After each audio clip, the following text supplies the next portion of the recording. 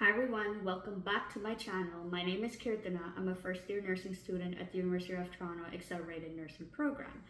This video is going to be about nursing supplies you need in your first year of nursing school. I want to get this video out there before Prime Day sales start tomorrow so that you can save some money while still get all the supplies that you need.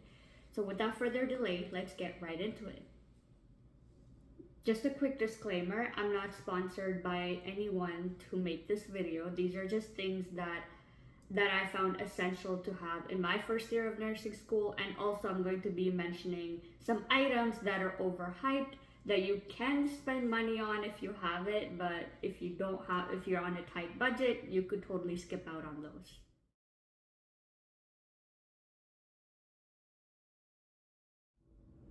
The first thing you absolutely need is a stethoscope. You're going to need it for all of your head-to-toe assessments and all of your rotations, and also your simulation labs in your first year are also going to need you to get a stethoscope.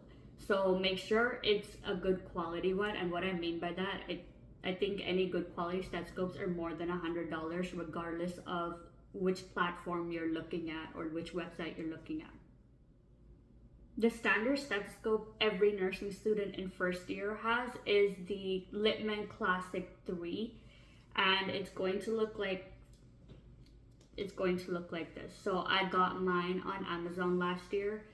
While it was on Prime Day sale, I got it for $120, and if it's not on sale, I think it's $145 when I last checked. One thing to know if you're getting your stethoscope from Amazon is that they don't offer an engraving, and most websites do charge you extra money if you want an engraving. I didn't bother getting one, so an engraving would just be like right over here with your name or whatever you want, but I didn't bother with that because it costs extra. There is one website that I'm going to leave in the description below where you can get your stethoscope, and they do offer a free engraving if you want that. If you don't want to get your stethoscope from Amazon at all, that's okay. I left a link in the description to the Littmann website directly, so they're the ones that make those stethoscopes, so you can check that out. They're going to take you to other websites that do have more options for customization. So like the chest piece, mine is a rainbow. You could get it customized to like matte black or any other color you want that they offer. And the finish, you could also customize that. The tube color you could customize. So if you don't like the Amazon options, you could totally check that website, the Littmann website out. They do have a lot more customization options, but obviously that's going to cost extra. A few things to teach you about the stethoscope that I didn't know until my first semester was done, and not many people know, is that, okay, so the front side, this is the diaphragm. Usually when your stethoscope comes in like a box or whatever, it comes with the diaphragm on the back. This is called the pediatric diaphragm, and this side is the adult diaphragm. So you need to take this piece off and put it with the elastic that they give you, the black elastic that I put on, to make it a bell. So this side is now the bell because I got rid of this part of it. The bell side, this side is to listen to high pitched sounds, and this side is for like low pitch. This is what you use on like a regular basis when you're listening to heart sounds, lung sounds, and this side is specifically for like if you want to listen to like heart murmurs. Another thing you need to know about your stethoscope is that, so you can twist this part off so it clicks, right? So that means you're just switching from one side to the other. So let's say if it's set to this, you'll hear it. When you tap it, you'll hear it loud and clear here. So you can listen on that side. And if you need to switch to the bell side of it, you just need to twist it and tap it to make sure you hear it clearly in here. And now you can listen using the bell side of the stethoscope. Okay, the next item that you absolutely need are scrubs. So I bought 2 pairs of scrubs, and it's best practice to get 2 pairs in case one gets dirty, and it's also more hygienic because you don't want to wear, like you're going to have clinicals back to back 2 days. You don't want to wear the one that you wore on the day one on the next day because for hygiene reasons. And the color that you have to get is Postman Blue. I'm going to show it to you in a second, and that's the color you have to get according to U of T nursing program. So these are the scrubs that I got, and it is from U of T bookstore, which is like literally down the street from the nursing building, and it costed about $30 to $40 for the entire set. So this is just the scrub top, and you also need scrub pants. So all of that one set is going to cost you about $30 to $40. This I felt like the most budget friendly option because all of the other ones like Mob and all of the like Mob scrubs, that's a company name, and any other ones you get online were like figs and all of that. It was more expensive, but if you're looking for like more comfort and like elasticity and all of that at your sides, then you could totally get those. So the bookstore offers two brands of scrubs for Postman Blue. It was Meridian and Greentown. The one thing need to know about these scrubs is that they are one size, like they're bigger than your normal size. So I'm a medium in my normal clothing, but when I had to get these scrubs, I had to size down to a small. All you need to make sure is that you're comfortable in these scrubs. Just try them both out and see whichever is more comfortable for you to move and do your daily activities. That's all that really matters. And another thing to know is that the bookstore scrubs, it's a bit revealing at the front because it's not stitched together properly like over here. So you could just wear an undershirt, or if you want to go with a different brand, then you could totally do that.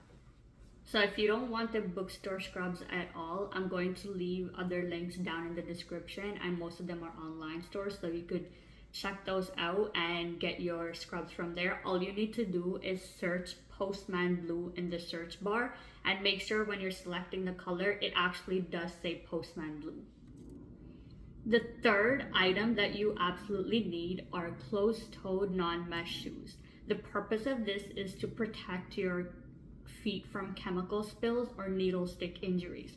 So what I mean by non-mesh is that you shouldn't be able to absorb any fluid through it if there are any spills, and you should be able to easily wipe it down. You can use an old pair of shoes if they do meet these requirements. You don't need to buy any brand new shoes if you are on a tight budget. They will get pretty dirty from being in the hospital so much, and you're going to collect a lot of things from the hospital environment that you don't want to get on your new shoes. So you could skip out on buying new shoes if you have an old one that meets the requirements. I personally don't have any shoe recommendations to give you because the most important thing is how comfortable you are in wearing them. You'll be walking in these shoes for about 8 to 12 hours a day, or you'll be standing most of the time. Just make sure that you're comfortable regardless of which brand or which type of shoes you're getting, as long as they meet the requirements. Some people prefer to get compression socks because they stand for so long and their feet start to swell and it hurts. So they just get compression socks to allow for proper blood flow in their legs and feet, knee length compression socks. I think that's what they're called. I didn't bother with the shoes or the compression socks because I have an old pair that work perfectly fine. The next thing that might be good to have is a Penlight. So a Penlight is just to do your pupil assessment. So you just shine light in someone's eyes and then you see how their pupils are reacting. That's all that's for. So they have different measurements on here, the millimeter measurements to see how much your pupil dilates when you shine light, and then the other side just has a regular ruler. Other than that, it's just a standard light. So what I mean by it's good to have is that, so it really depends, that usage of the Penlight really depends on what unit you're assigned to. So my first rotation was on a neuro stroke unit where we had to check if they're having strokes, because they're mostly nonverbal patients and they won't show any signs of stroke.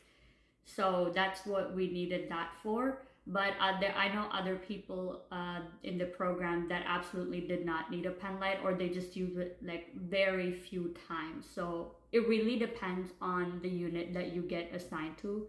But it's just something that would be nice to have in case you do have to do your pupil assessments.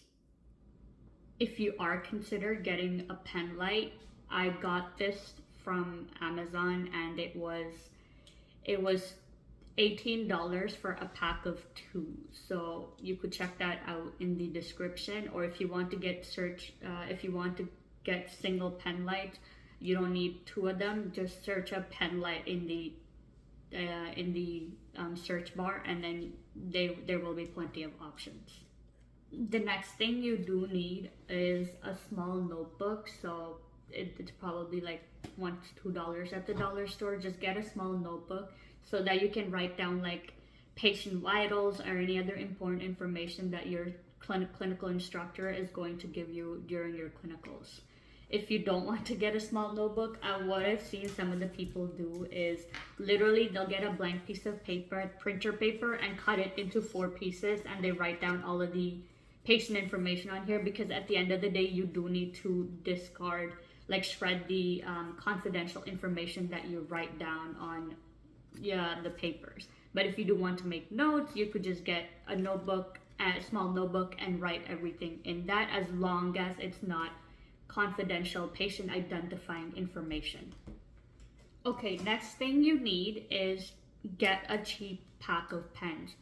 Don't spend a lot on getting fancy Muji pens or fancy any other pens that are going to cost you a fortune, because you're going to lose them. Like literally, this one's from the dollar store, like a round tip, just a standard pack of pens, so that you don't have to worry about losing them. And I'm telling you, you're most likely going to lose your pen, so just don't bother with the fancy stuff. The next series of items that I'm going to mention are not essential. So these are things that people, overhype, like, oh, this is so useful, blah, blah, blah. Like, you could spend money on it if you are not on a tight budget, but these are things that you can skip out on and you'll still be fine. Okay, the first thing on the non-essential list is a nursing clipboard. So I did get it just because I'm extra and I did have money to spare since I skipped out on other stuff. So the purpose of this just literally to keep all your worksheets in one place, because you're going to have like student assessment worksheets in the first few clinical rotations. So just keep all of that in one place. And also because you want to be able to write like information without needing a surface. Like let's say your clinical instructor is telling you some information, what are you going to do? Like it's hard to sit there writing it on your piece of paper when there's no surface, right? So that's the purpose why I got it, but it's absolutely not necessary, especially if you're on a tight budget. It does cost $25, like literally just a clipboard, and it has some information which personally I never used, and so yeah, you can skip out on this one if you don't want to get it. The next thing I've seen people get is a stethoscope name tag.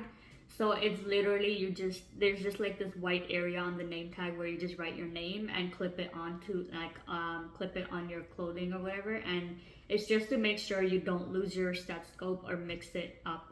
I've heard it's common to like misplace or lose stethoscope, but I've never seen that, so I never bothered getting the name tag.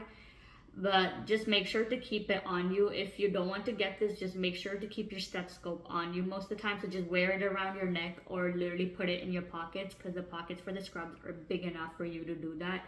But personally, I didn't bother one. You can skip this one and just be careful to not lose your stethoscope, because it's super expensive to replace it. Oh, and the cost of the stethoscope name tag, I checked on Amazon, I think it was $9. Okay, the last thing on the list of non-essentials is a stethoscope case. The point of this is to prevent your stethoscope from getting any damage from tossing it in your bag, and let's say if there's scratches or something, like it may not function as well. So that's the point of a stethoscope case, but it is $22 on Amazon if you do want to get it. I did get it because stethoscope is expensive to replace, so this is what it looks like. And so on the inside you just have so I kept my stethoscope in there, and there's just some pens. So there's a multicolored pen, there's Penlight, and a few of other pens, pencils that you can keep in there.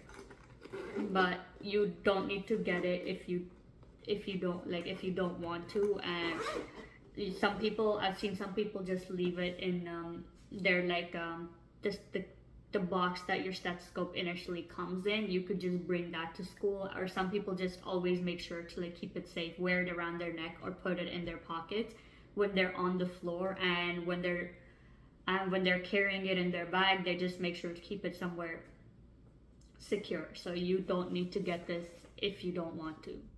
And that's a wrap on this video on nursing essential and not so essential. I tried to make it as budget friendly as possible because I know there's going to be a lot more expenses coming up as a first year nursing student, especially your commute and parking that you have to pay for every placement that you're at. So if you found this video useful, please make sure to like it and comment any future suggestions that you have. I'm always open to it. And subscribe if you want to see more related content. Bye till next time. Thanks for watching.